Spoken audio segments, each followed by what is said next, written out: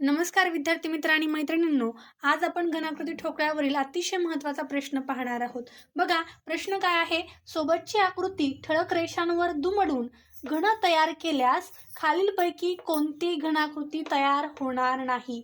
आता आपल्याला काय केलंय तर घनाकृती ठोकळा आपल्याला ओपन करून दिलेला आहे. ठीक आहे. आणि नंतर ज्यावेळेस आपण तो फोल्ड करू तेव्हा यापैकी कोणता घनाकृती ठोकळा तयार होणार नाही हे आपल्याला शोधायचंय. यासाठी लक्षात ठेवायचं, जेव्हा तुम्हाला घनाकृती ठोकळा अनफोल्ड करून म्हणजे उघडून दिलेला असतो तेव्हा त्या रांगेमध्ये जर सरळ 3 रेषा असतील, ठीक आहे, कोणतेही सरळ 3 कप्पे असतील किंवा हे 3 कप्पे मग कसे असू शकतात, 3 आडवे सुद्धा कप्पे असू शकतात, हो की नाही. कोणत्याही 3 आडव्या उभ्या कप्प्यामध्ये किंवा आडव्या कप्प्यांमध्ये पहिल्या आणि तिसऱ्या कप्प्यामध्ये जो अंक असतो किंवा जे चिन्ह असतं त्याशिवाय पहिल्या आणि तिसऱ्या कप्प्यामध्ये बॉक्समध्ये दोन चिन्ह जे अंक असतात ते एकमेकांच्या विरुद्ध असतात.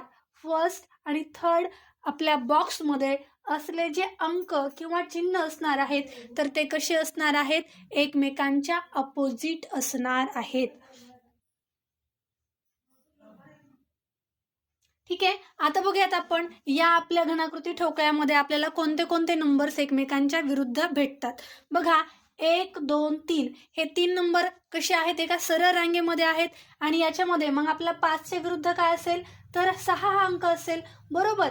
5च्या अपोजिट काय आहे बरं? तर 5च्या अपोजिट असणार आहे 6 हा अंक असणार आहे. आता त्याच सोबत तुम्हाला आणखीन एक कप्पा दिसतोय ज्याच्यामध्ये 1 2 3 हे 3 कप्पे कसे आहेत? एका सरळ रांगेमध्ये आहेत आडव्या रेषेमध्ये. म्हणजे 1च्या विरुद्ध अंक कोणता असेल मग? तर 1च्या विरुद्ध अंक असेल 3 हा अंक असेल. त्याच सोबत जर समजा हा कप्पा आपण इथनं स्टार्ट केला, 1 2 3 3 कप्पे दिसत आहेत आपल्याला सरळ एका रांगेमध्ये. म्हणजेच आता मग पहिला आणि तिसरा नंबर कसा असणार आहे? एकमेकांच्या अपोजिट असणार आहे. म्हणजेच 2च्या विरुद्ध काय आहे मग? 4 हा अंक आहे. आपल्याला एक गोष्ट समजली, 5च्या विरुद्ध पृष्ठावर 6 अंक असणारे, 1च्या विरुद्ध पृष्ठावर 3 अंक असणारे, 2च्या विरुद्ध पृष्ठावर 4 हा अंक असणारे. मग आता आपण मेन प्रश्न सोडवूयात. आता आणखी एक गोष्ट आपण लक्षात ठेवायची घनाकृती ठोकळ्यामध्ये, ती अशी की जे पृष्ठ एकमेकांच्या शेजारी असतात ते कधीच विरुद्ध असत नाहीत. जे पृष्ठ एकमेकांच्या शेजारी असतात ते एकमेकांच्या विरुद्ध असू शकत नाहीत. आता हे लक्षात कसं ठेवायचं? बघा, माझ्या शेजारी एखादी मैत्रीण बसली आहे, माझ्या शेजारी एखादा मित्र बसलाय.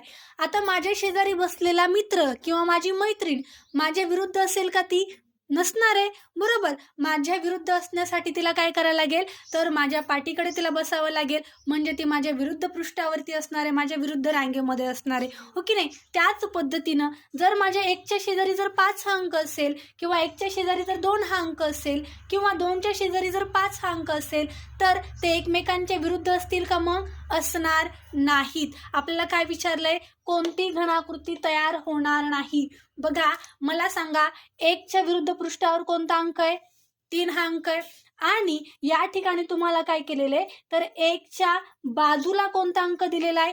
3 हा अंक दिलेला आहे. जर 1च्या बाजूला 3 हा अंक दिलेला आहे पण ॲक्च्युअलमध्ये 1 हा अंकाच्या विरुद्ध कोणता अंक आहे? 3 हा अंक आहे. आणि 1च्या शेजारी इथं काय दिलाय?